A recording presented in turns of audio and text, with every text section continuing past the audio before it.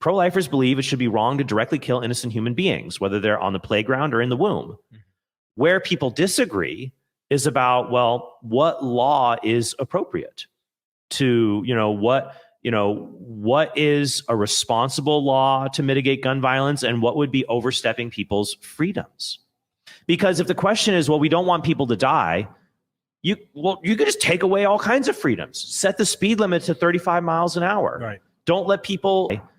You could just take away all kinds of freedoms. Set the speed limit to 35 miles an hour. Right. Don't let people go anywhere. You could do all kinds of things to save life, but we would live in a totalitarian nightmare if you did that. Yeah. So, and I would say that there is a right to self-defense.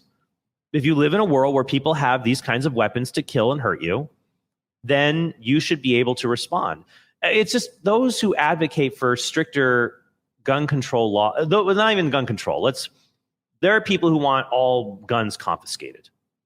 Of course, obviously, hardcore drugs are illegal, and they're still quite plentiful. But so there's that old saying, if you outlaw guns, only outlaws will have guns.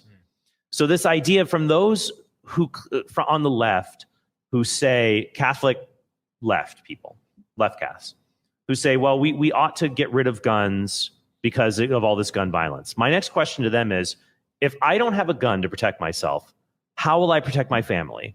And I'm sure they would say, well, you should call the police. And then I would say to these same liberal Catholics, oh, call the police.